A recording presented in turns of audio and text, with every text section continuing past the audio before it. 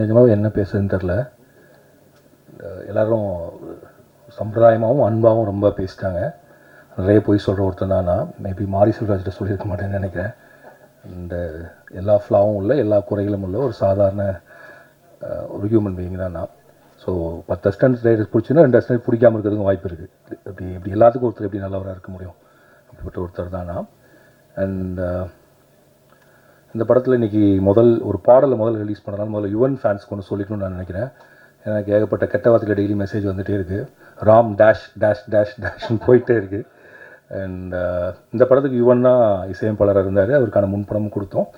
But இந்த திடீர்னு ஒரு நாள் மதன் கார்கி சார் ஆஃபீஸ்க்கு வந்துட்டு இந்த படத்தில் பாடல்கள் நிறைய இருந்தால் நல்லாயிருக்கும், ஜிங்கிள்ஸ் மாதிரி பண்ணலாம் அப்படின்னு சொன்னார். ஸோ அந்த ஐடியா நல்லா இருந்துச்சு. எனக்கு ஒரு கார்ட்டூன் காட்டினார். அவர் தான் அந்த ஐடியா இதுக்குள்ளே கொண்டு வந்தார். அப்போ யுவன் துபாயில் இருந்தார். நாங்கள் ரொட்டடாம் ஃபெஸ்டிவலுக்கு கிளம்பணும், பாட்டை முடிக்கணும். பட் அவ்வளோ பாட்டு அங்கேருந்து பண்ணவும் முடியல, என்னால் போகவும் முடியல. அப்போ எனக்கு தெரிஞ்சு கோட் அந்த மாதிரி 2-3 படம் யுவனுக்கு இருந்துச்சு. ஸோ அப்போ யுவன் சொன்னால் நான் பிஜிஎம் பண்ணிடுறேன், நீங்கள் பாட்டு மட்டும் அதை ஜிங்கிள்ஸ் தானே வச்சு பண்ணிக்கோங்க அப்படின்னு சொன்னார். ஸோ அப்போ எங்களுக்கு ஆபத் வந்தவர் தான் சந்தோஷ் தயாநிதி. அண்ட் அவர் எனக்கு ஆனந்த யாழை மாதிரி ஒரு பாட்டு கொடுங்கலாம் கேட்காம, இந்த கதைக்கு என்ன பாட்டு அதை நான் பண்ணுறேன் எனக்கு அப்படின்னு சொல்லி தான் நம்ம என்ன கொடுத்தோமோ அதை பண்ணி கொடுத்தாரு. ரொம்ப நன்றி Santhosh. And of course Yuvan fan, நானும் யுவனோட ஃபேன் தான். யுவனை மிஸ் பண்ணுறேன். யுவனுக்கு எனக்கு எந்த கான்ஃப்ளிக்ட்டும் இல்லை. இந்த படத்தில் யுவன் தான் பாட்டு பண்ணலே தவிர நான் பாட்டு பண்ண வேணான்னு சொல்ல. ஏன்னா யுவனுக்கு டைம் இல்லை. ஓகே, அதனால் இனிமேல் இந்த டேஷ்லாம் தூக்கினீங்கன்னா நல்லாயிருக்கும். இது ஒன்று. அண்ட் ரெண்டாவது, இந்த படத்தில் எனக்கு இந்த டேடி ரொம்ப பாவம் எனக்கு ரொம்ப பிடிச்ச பாட்டு. ஏன்னா அது கிட்டத்தட்ட எனக்கு எங்கள் அப்பாவை தோணும். ஏன்னா எங்கள் அப்பா சொல்லிட்டு இருப்பார், அவரோட ஃப்ரெண்ட்ஸ்லாம் கேட்பான் போல இருக்குது, தங்க மீன்கள் அதெல்லாம் பார்த்துட்டு, ஏன்ப்பா இவ்வளோ மோசமான அப்பாவா நீ, இவ்வளோ கடுமையாக நடந்திருக்கேன்னு சொல்லி. இந்த படமும் பார்த்துட்டு இருக்கப்போ பார்த்துட்டே இருந்தேன் நான். இந்த பாலாஜி சக்திவேல் ஷாட் வர்றப்ப இதுலேயும் ஏன்டா இப்படி காட்டியிருக்கேன் அந்த அப்பாவுன்னு கேட்டார். ஏன்னா எங்கள் அப்பா என்னை எதுவும் திட்டினதில்லை, அடித்ததில்லை, ஏன்னு கேள்வி கேட்டதில்லை. நான் என்ன சொல்கிறேனோ அதை பண்ணி கொடுத்தவர் தான் அப்பா. ஸோ அவருக்கு நான் actually I should say sorry to him. ஆக்சுவலாக எங்கள் அப்பா உண்மையாகவே பாவம் தான், டேடி ரொம்ப பாவம். அண்ட் இந்த பாட்டு அந்த விதத்தில் எனக்கு எமோஷ்னலாக கனெக்டட். அப்போ தான் நான் புரிஞ்சுட்டு, ஒரு ஃபிலிம் மேக்கர் பண்ணக்கூடிய படம் நீங்கள் கொஞ்சம் குடும்ப உறவுகள் இதெல்லாம் பண்ணால் அவங்க குடும்பத்தில் இருக்கவங்களை பயங்கரமாக அது ரிஃப்ளெக்ட் பண்ணுது. பார்க்குறவங்களாம் என் தங்கச்சியை பார்த்து, நீ தானே அந்த தங்கச்சி, என் தங்கச்சி ஏன்டா டே என்ன போய் இவ்வளோ டார்ச்சர் பிடிச்சி. ஸோ இந்த படத்தில் இந்த டேடி ரொம்ப பாவம். இன்னொரு விதத்தில் யோசிச்சு பார்த்தா நானுமே ஒரு டேடி, நானும் பாவம் தான். ஆக்சுவலாக நான் எங்கள் அப்பாவை எவ்வளோ டார்ச்சர் பண்ணோம் அப்படி தான் என் பையன் பண்ணிகிட்டு இருக்கான். ஸோ அஃப்கோர்ஸ் டேடி ரொம்ப பாவம். அப்புறம் ஆல் அப்பாஸ் ஆர் லையர்ஸ். இந்த லையர்ஸுங்கிறது பெரும் பொய்கள் சொல்கிறவங்க இல்லை. கண்டிப்பாக 24 மணி நேரம் குழந்தைங்கள்ட்ட உண்மை சொல்லிட்டு இருக்க முடியாது, குழந்தைங்க கேட்குற எல்லாத்தையும் செய்ய முடியாது. So there be lies, sweet lies இருக்க தான் செய்யும். அந்த இடத்துல வரக்கூடிய ஒன்று தான் ஆல் அப்பாஸ் ஆர் லையர்ஸ். அப்புறம் இந்த படம் எளிமையாக எடுக்கப்பட்டிருந்தாலும் அதற்கான பொருட்செலவோட ஒரு விரிவான ஒரு படமாக தான் எடுத்திருக்கோம். இந்த படத்தை என்ன சொல்கிறது, தயாரிப்பதற்கு காரணமாக தயாரித்து கொடுத்த ஜியோ ஹாட்ஸ்டார். இது ஆரம்பிக்கிறப்ப டிஸ்னி ஹாட்ஸ்டார், இப்போ ஜியோ ஹாட்ஸ்டார். அண்ட் ஆமாம், நான் பிரதீப் சார் சொன்ன மாதிரி கிட்டத்தட்ட டெய்லி போவோம், கதை சொல்லுவோம், அப்புறம் வேணான்னு நான் சொல்லிட்டு வந்துடுவேன். அண்ட் ஆக்சுவலாக நான் பிரதீப் சாரை மீட் பண்ணது படம் பண்ணுறதுக்காக மீட் பண்ணல. நரன் என்னோடய ஃப்ரெண்டு. ஒரு நாள் சும்மா அவங்க ஆஃபீஸ் போனப்போ டீ சாப்பிட்றப்ப நீங்கள் எதாவது கதை வச்சுக்கலான்னு கேட்டால் அப்படி பேச ஆரம்பித்தோம். நான் அவர் படம் அப்போ ஆக்சுவலாக நம்ம கதை பேஸ் பண்ணுறப்ப டிஸ்னி ஹாட்ஸ்டாரே ஸ்டார்ட் ஆகலை. நீங்கள் படம் பண்ணுற ஐடியாலே இல்லை. ஐ திங்க் அதுக்கப்புறம் தான் டிஸ்னி ஹாட்ஸ்டாரே ஸ்டார்ட் ஆச்சுன்னு நான் நினைக்கிறேன். ஸோ அப்போ அப்படி பேசி அப்புறம் திடீர்னு ஒரு நாள் லாக்டவுன் அப்போ இந்த கதையை நான் சொன்னப்போ குட்டி சார் ஒரு ஜூம் காலில் தான் கேட்டார். 2-3 கதை சொன்னேன்னு நினைக்கிறேன். குட்டி சார் இல்லை இந்த கதை பண்ணுவோம் அப்படின்னு சொன்னார். மேபி அவர் எதுக்கு செலக்ட் பண்ணார் இன்றைக்கி தான் எனக்கு தெரிஞ்சது. ஏன்னா அவரும் ஒரு அப்பாவா ஒரு சின்ன கில்ட்டியோடு இருக்காருன்னு நினைக்கிறேன். நிறைய டைம் ஸ்பெண்ட் பண்ண முடியலன்னு நினைக்கிறேன். ஸோ ஏதோ ஒரு விதத்தில் நிறைய அப்பாக்களுக்கு இந்த படம் பிடிச்சனால, எல்லாருமே அப்பாக்களாக இருந்தனால. But Pradeep sir is bachelor. But இருந்தாலும்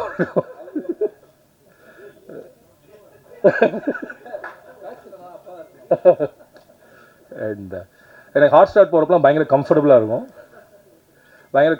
இப்போ நான் மித்த கார்பரேட்குள்ளே போனதில்லை. ஆனால் இங்கே போனால் ஒரு குட்டி சார் எப்போதும் சிரிச்சுட்டே இருப்பார். அவர் மேலே கோவமாக இருக்காரா வருத்தமாக இருக்காரு, ஆனால் ஆல்வேஸ் ஹி ஸ்மைல்ஸ். நம்மளுக்கு அவரை பார்த்தா ஒரு எனர்ஜி வந்துடும். ஓகே, ஒரு பயங்கர ஹாப்பியான பர்சன் தான். நம்ம கம்ஃபர்டபுள். பாலா சாரை பார்த்தா எப்படி இருக்கணும், அந்த சித்தப்பா பெரியப்பாலாம் இருப்பாங்கல்ல, அவர் குரலுமே அந்த ஒரு பேஸ் வாய்ஸில் இந்த ஊரில் எல்லாம் வந்திருப்பாங்க கிளம்பி திருநெல்வேலியிலேருந்து, அந்த மாதிரி சித்தப்பா மாதிரியாக இருப்பார். And Pradeep sir is like என்ன சொல்கிறது, என்னோட க்ளோஸ் டியூட் படி.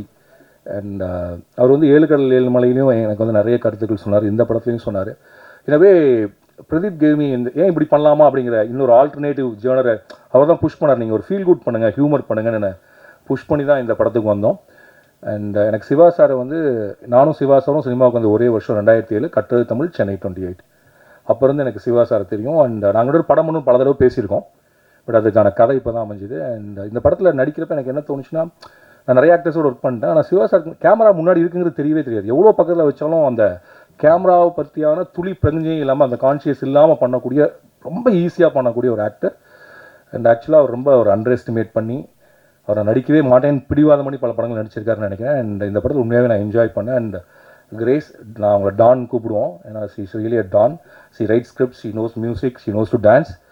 ஒரு பரதநாட்டியத்தில் ஷி டிட் பிஏ.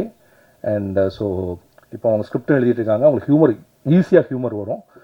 அண்ட் ஒரு சின்ன ஒரு மிடில் கிளாஸ் குடும்பத்திலேருந்து கிளம்பி வந்து சினிமாவுக்குள்ளே நுழைஞ்சு தனக்கான இடத்த தானே உருவாக்கிட்டாங்க. ஒரு ஹீரோயினுக்குரிய எந்த விதமான என்ன சொல்கிறது, ஹீரோயினுக்கு நம்ம சொல்லக்கூடிய எந்த இதுவும் இல்லாத, ஆனால் முழுக்க தன்னுடைய நடிப்பினால் நம்மளை வசீகரிக்கக்கூடிய ஒருத்தர். நான் வந்து இந்த ஸ்கிரிப்ட் எழுதிட்டு இருக்கப்போ அப்பன் ஒரு படத்தை பார்த்தேன். அந்த அப்பனில் ஒரே ஒரு ஷாட் அவங்க ஓடி வந்து அது ஆக்டிவ் ஆகாது, ஸ்கூட்டர் ஏதோ ஒன்று அதில் பின்னாடி ஏறி உட்காருவாங்க. நான் முடிவு பண்ணேன், இந்த பொண்ணு நடிச்சாலும் அந்த கேரக்டர் கரெக்டாக இருக்கும். பிரதீப் சார்ட்ட சொல்லி எல்லாம் சண்டை போட்டு இவங்க தான் கிட்ட அதுக்கு ஒரு 4 மாதம் நான் வெயிட் பண்ணேன் சார் இவங்களை ஓகே பண்ணுறது. ஸோ இப்படி அப்புறம் இந்த பையனை தேடுறதுக்கு வந்து நாங்கள் முதல்ல ஒரு பையனை சரி பண்ணிட்டோம். அப்புறம் தேடி அப்புறம் இவன் கிடச்சான். பிரதீப் சார் என் பையனை நடிக்க வைக்கணும்னு சொல்லிட்டு இருந்தார். எனக்கு அவன் வேறு படத்தில் வேணாலும் நடிக்கலாம், என்னால் என் பையனை டைரக்ட் பண்ண முடியுமான்னு தெரியல. அப்புறம் ரொம்ப செல்ஃபிஷாக ஆகிடுமோ நம்மளுக்கு ஒரு இது வேறு. அண்ட் அப்புறம் கண்டிப்பாக இப்போ இன்னொரு பையன் நடித்தானா மலையில் இருந்தலாம் சொல்லலாம், நம்ம பையன் நடிக்கிறப்ப அவன் என்ன சொல்லுவான் நம்மளன்னு தெரியாது. ஸோ அண்ட் மித்துல், அன்பு, நாங்கள் அன்புன்னு தான் கூப்பிட்றோம். அண்ட் வந்து ஒரு என்ன சொல்கிறது, அவனுக்கு நாங்கள் ஓட சொல்லி கொடுத்தோம், ஸ்விம்மிங் பண்ண சொல்லி கொடுத்தோம், வேவ் போர்டு ஓட்ட சொல்லி கொடுத்தோம், ஃபுட்பால் ஓட சொல்லி கொடுத்தோம், நடிக்க சொல்லி கொடுக்கல. அது தானாகவே வந்துச்சு அவனுக்கு. And is very easy. அவன் ஆக்சுவலாக இப்போ என் நித்தேஷ்னு ஒருத்தர் இருக்கான், அவன் நடிக்கணும்னு ஆசை அவனுக்கு. அவனுக்கு சீன் நடிச்சு காட்டணும் இல்லை இது ரொம்ப கிரிஞ்சாக இருக்குது நான் பார்த்துக்கிறேன் அப்படின்றான். ஸோ அந்த மாதிரி லைக் வெரி ரொம்ப நல்லா பண்ணான். அண்ட் இங்கே இருக்க எல்லாருமே, அப்புறம் திங் மியூசிக் சந்தோஷ் ரொம்ப தேங்க்யூ. இந்த ஆல்பத்தோடு நீங்கள் கொலாபரேட் பண்ணி இந்த ஆல்பத்தை இன்றைக்கி வெளியில் வர்றதுக்கு நீங்களும் ஒரு முக்கியமான காரணம். அண்ட் இந்த மாதிரி படங்களை சப்போர்ட் பண்ணிட்டே இருங்க. அண்ட் நீங்கள் தொடர்ந்து தமிழில் நிறைய நல்ல படங்களை, நிறைய கைண்ட் ஆஃப் ஒரு ஸ்டார் பின்னாடி இல்லாமல் மியூசிக் பின்னாடி இருக்கக்கூடிய பண்ணிகிட்ருக்கீங்க. நிறைய இண்டிபெண்டன்ட் ஆர்டிஸ்ட்டுக்கு இடம் கொடுக்குறீங்க. And I'm a fan of thing music. So அதனால் அது உங்களுடைய டீம். அவருங்க நம்ம மணி விடன்னு ஒருத்தர் இருப்பார், Mani, extraordinary team. Happy to work with Think Music always. And Madhan Karky sir, I want to work with you lot. Madhan Karky சாரோட ஒர்க் பண்ணுறப்ப ரொம்ப ஈஸியாக இருக்கும், லைக் நோ ஈகோ நத்திங். ஆனால் என்னென்னா கரெக்டாக டயத்துக்கு வருவார், டயத்துக்கு போயிடுவார். அதுக்கு போதாத, ஏன்னா பிகாஸ் ஈ ரன்ஸ் ஒரு அது சரி அதை வரைய சொல்லுவார் நினைக்கிறேன். Is doing a dream project. So அதுக்காக வேலை பார்த்துட்டு இருக்காரு. அதுக்கு நடுவில் வந்து, ஆனால் அதுக்கு நடுவில் நான் டார்ச்சர் பண்ணி இப்போ டெய்லி ஒரு பாட்டு மாற்றிட்டே இருங்க, லிரிக்ஸை இதை மாற்றி கொடுங்க சார், அதை மாற்றி கொடுங்க சார்னு சொல்லிட்டு. Thanks Madan sir. அண்ட் மைனா, இந்த ரஞ்சித் சொன்னார் இந்த படத்தில் இவங்க அறிமுகமாகறாங்க. இவங்க வந்து கூழாங்கல்ல அசிஸ்டன்ட் டைரக்டர் வேணி, இப்போ வினோத்ராஜ் கூழாங்கல்னுடைய அசிஸ்டன்ட் டைரக்டர். அதில் அவங்க நடிக்கணும்னு ஆசை. ஸோ இப்போ இந்த படத்தில் நடிச்சிருக்காங்க. எனக்கு தெரிஞ்சு இவங்க நிறைய படங்கள் நடிப்பாங்கன்னு நம்புகிறேன். ரொம்ப இவங்களும் இந்த பையன் மாதிரி தான். So it's very easy before the camera. She acts like just like that நடிக்கிறவங்களா இருப்பாங்க. பொறாமையாக இருக்கவங்களெல்லாம் பார்த்தா. ஆக்சுவலாக இந்த செட்டில் நான் ரொம்ப ரிலாக்ஸ்டாக இருந்தேன். ஏன்னா இந்த செட்டில் எல்லாருமே நடிகர்களாக இருந்தாங்க. ஸோ நம்ம வேலை ரொம்ப கம்மியாக இருந்துச்சு. லைக் ரொம்ப சிம்பிள் ஸ்டேஜிங் பண்ணி எடுத்துட்டா போடுங்கிற மாதிரி இருந்துச்சு. நான் இனி யாராவது விட்டேன்னா மிஸ்கின் சார் சொல்லணும் கடைசியாக. அண்ட் இப்போ மிஸ்கின் சார் என்னை பற்றி ரொம்ப பெரிய வார்த்தைகள்லாம் சொன்னார். இங்கே இருக்கவங்க சொன்ன எல்லா வார்த்தைகளும் அது என் மேல் உள்ள பிரியத்துலையும் அன்புலையும் சொன்ன வார்த்தைகளே தவிர அதை அப்படி எடுத்துக்கிறது தான் கரெக்டுன்னு நான் நினைக்கிறேன். அண்ட் என்ன அருண் விஸ்வா, அவர் இன்னைக்கு அவன் கிளம்பி போயிட்டான். அவன் என்னோட அசிஸ்டன்ட். அவனோட படம் 3 BHK வந்து எங்களுடைய படத்தை அன்றைக்கே தான் ரிலீஸ் ஆகுது. 26ஆம் தேதி ஆடியோ லான்ச். காலையில் அவங்களோட ஆடியோ லான்ச், சாயங்காலம் எங்கள் ஆடியோ லான்ச். 2 ஆடியோ லான்ச்சுக்கும் உங்களை எல்லாத்தையும் வர்ற மாதிரி வரணும்னு சொல்லி நான் இன்வைட் பண்ணுறேன். காலையில் சத்தியமில், ஈவினிங் க்ரீன் பார்க், மார்னிங் அங்கே பார்ப்போம், ஈவினிங் எங்கள் இதில் பார்ப்போம். So 3 BHK and Paranthu Po it's like ரெண்டுமே என் படம் தான். எப்படி வாழையும் கொட்டுக்காலியும் வந்தப்போ எனக்கு ரெண்டுமே ஐயோ ஒரே நாளில் வந்துச்சோ அதே மாதிரி ரெண்டும் எனக்கு பிடிச்ச படம். இந்த படமும் அந்த மாதிரி. அண்ட் எல்லோரும் 5 வருஷம் ஆயிடுச்சுன்னு சொல்கிறாங்க. மிஸ்கின் எனக்குமே 5 வருஷம் ஆயிடுச்சு, 6 வருஷம் ஆயிடுச்சு. கடைசியாக சைக்கோ அதில் நான் இருந்தேன். அதுலேருந்து அவருக்கும் படம் வரல, எனக்கும் படம் வரல. ஏன்னா ரிலீஸ் ஆகலை. ஆனால் அண்ணன் பேசி நடித்து அதை ஃபில் பண்ணுறாரு. சூப்பர். அண்ட் பண்ண அண்ட் எனக்கு எப்போல்லாம் ஒரு மன தளர்ச்சி இருக்குமோ, இல்லாட்டி ஒரு கண்டிப்பாக டைட்னஸ் இருக்கும் நம்மளுக்கு, அந்த பிரச்சனையை எப்படா ஃபேஸ் பண்ணுறது, ரொம்ப டிப்ரெஸ்டாக இருக்கப்போ நான் வந்து போகிற இடம் வந்து மிஸ்கின் ஆஃபீஸ். அவரை பார்த்தா எனக்கு வந்து திடீர்னு தெரியல ஒரு உற்சாகம் வந்துடும். ஏன்னா கொஞ்சம் எங்கள் தாத்தாவோட சாயல் இருக்கும். தாத்தா நான் வயசில் சொல்ல சாயலில் அந்த பெரிய ஒரு பலூன் எங்கள் தாத்தா எனக்கு சின்ன வயசு ஞாபகம் இருக்கு. ஒரு இல்லை பலூன் தூக்கிட்டு எனக்கு இதெல்லாம் ஞாபகம் இருக்குது. பலூன் எடுத்துட்டு எங்கள் தாத்தா ஒருத்தர், அந்த தாத்தாவோட ஞாபகம் அப்படியே இருக்குது. இவரை பார்த்தா எனக்கு அவர் அந்த பலூன் கொண்டு வந்து அந்த தாத்தா மாதிரியே இருக்கும். அண்ட் அவர் நல்லா ஹக் பண்ணுவார், உங்கள் கையை பிடிச்சிக்குவார். அந்த ஒரு பாடி டச், அந்த அவர் கொடுக்கக்கூடிய அந்த உடலின் சூடுங்கிறது உங்களுடைய இதுலேருந்து கொடுக்கும். அதே தான் Siddharth is my close friend. And இப்போ மிஸ்கின் அண்ணன்கிட்ட ஒரு மாதிரினா சித்தார்த்தை வந்து நம்ம எப்போ வேணாலும் கால் பண்ணாலும் ஃபோன், எனக்கு தெரிஞ்சு நான் ஃபோன் பண்ணால் ஃபோன் எடுக்கிற ஒரே ஆர்டிஸ்ட் அடுத்த கால் சித்தார்த் நினைக்கிறேன், நெக்ஸ்ட் கால். அண்ட் ஒரு ரொம்ப பெரிய பிரச்சனை உடனே கிளம்பி வரக்கூடிய அளவுக்கு ஒரு நண்பர். அண்ட் எல்லா படத்துலையும் நான் வந்து பாடுங்கன்னு சொன்னால் வந்து பாடிட்டு போகிறதுக்கு அதுவும் ஒரு காரணம். அண்ட் மாரி செல்வராஜ், ரஞ்சித், மீராவோட ஹபீபி நான் பார்த்தேன் தமிழ் சினிமாவில். நான் இது உண்மையாகவே சொல்கிறேன், அன்பு பிரியத்தினெல்லாம் சொல்ல. அப்படி ஒரு இஸ்லாமிய வாழ்க்கையை, இஸ்லாமிய ஊரை இது வரைக்கும் யாருமே காட்சிப்படுத்தவே இல்லை. ஹபீபி வர்றப்ப தமிழின் முதல் தமிழ் இஸ்லாமிய படமாக அது இருக்கும். அண்ட் அதை பிரித்து சொல்கிறது வந்து அவங்களை பிரித்து சொல்கிறதுக்காக சொல்ல, ஏன்னா அப்படி ஒரு ஸ்லாங் இருக்குது, அப்படி ஒரு லைஃப் ஸ்டைல் இருக்குது. அவங்க தமிழை இந்த மொழியில் பேசுவாங்கிறதே அவங்களுக்கு தெரியாது. ஸோ கிட்டத்தட்ட அவர் ஊரில் இருந்து, எனக்கு தெரிஞ்சு மீராவுடைய பெஸ்ட் அண்ட் ஃபஸ்ட் ஃபிலிம் தான். அவர் ஊரில் அவர் வாழ்ந்த வாழ்க்கையிலேருந்து ஒரு படத்தை எடுத்துகிட்டு வந்துட்டார். அண்ட் அது மீரா வந்து ஆக்சுவலாக ட்ரெய்லரே அப்படி சொல்லலாம். மீரா இஸ் டேக்கிங் அவரோட ஊரை நமக்கு அறிமுகப்படுத்தி வைக்கிறார். அதுதான் ஹபீபி. அண்ட் ஹபீபி நம்ம எல்லார் மனதையுமே அப்படியே என்ன சொல்கிறது, இணக்கமாக நம்மளை கொண்டு போவோம். And it will introduce a new slang, new lifestyle to Tamil cinema. Thank you Meera for Habibi. And so Meera அதனால சொன்னேன், இன்னும் நிறைய நல்ல படங்கள் நான் பார்த்துருக்கேன், அது தொடர்ந்து வரும்னு நான் நினைக்கிறேன். அண்ட் மிஸ்கின் நான் thank you sir, Bala sir, Kutty sir, Pradeep sir, marketing ma'am Abhilasha ma'am, and வந்திருக்க எல்லாத்துக்கும் நன்றி. அண்ட் மீடியாவுக்கு ரொம்ப நன்றி. And thank you. இதுக்கு மேலே வேறு ஏதாவது சொல்லணுமா? இங்கே அண்ணன் இங்கே போயிட்டாரா? சரி, சுரேசன் போயிட்டார். என்னுடைய நெருங்கிய கூட்டாளி, 7 கடல் 7 மலையோட தயாரிப்பாளர். அவர் எந்தளவுக்கு பெருந்தன்மைனா 7 கடல் 7 மலை எடுத்துட்டோம், பட் அதை ரிலீஸ் பண்ணுறதுக்கு சில சிக்கல்கள். ஆக்சுவலாக நாங்கள் ஜனவரி பிளான் பண்ணியிருந்தோம், மார்ச்சில் பிளான் பண்ணியிருந்தோம். நான் சொல்கிறேன், மார்ச்சில் பிளான் பண்ணியிருந்தோம். அண்ட் பட் அது சில விஷயங்களால் அதை ரிலீஸ் பண்ண முடியல. அதனால் நாங்கள் பறந்து போக்கு ப்ரொமோஷனே பண்ணாமல் வச்சுருந்தோம். அந்த படம் வந்ததுக்கப்புறம் அதில் ட்ரெய்லர் லான்ச் பண்ணலான்ட்டு. ஸோ பறந்து போன்னு ஒரு படம் எடுத்துருக்கேங்கிறது வெளில சொல்லாமல் வச்சுருந்தோம். அப்புறம் அண்ணா சொன்னார், மார்ச்சில் என்னால் முடியல, நீங்கள் பறந்து போ கொண்டு வாங்க, அப்புறம் நான் வரேன் அப்படின்னு சொன்னார்.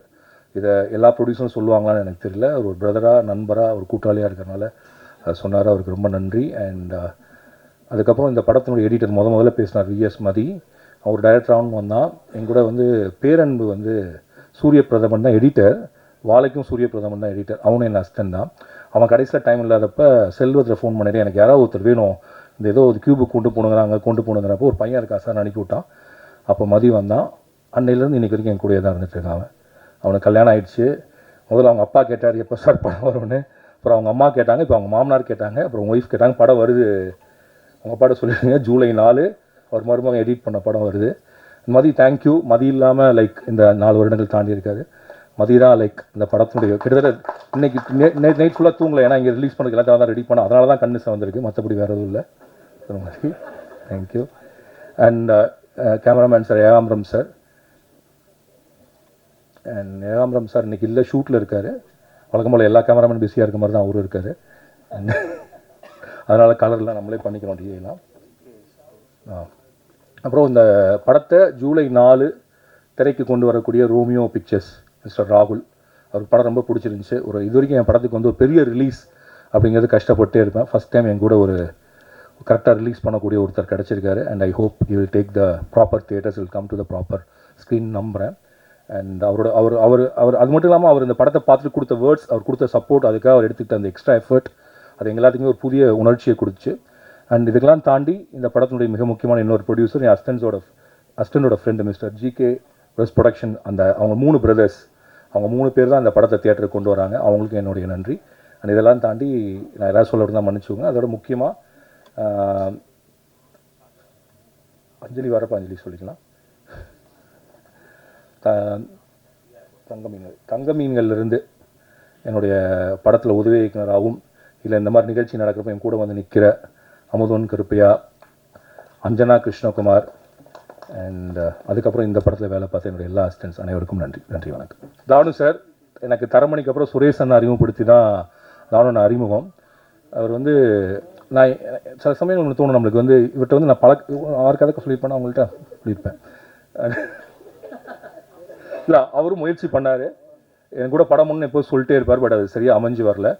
ஆக்சுவலாக இந்த நிகழ்ச்சிக்கு வந்து இன்றைக்கி டானே ஃபோன் பண்ணார், எங்கே இருக்க ப்ரெஸ் மீட் வச்சுருக்கேன் நான் வரேனாரு. ஆனால் இல்லைனா அது ஆடியோ லான்ச்சில் சின்ன லெவலில் தான் வைக்கிறார், எப்படி நான் இல்லாமல்னு சொல்லி அவரே கிளம்பி வந்தார். அந்த பிரியத்திற்கும் அன்பிற்கும் நம்பிக்கைக்கும் ரொம்ப நன்றியா.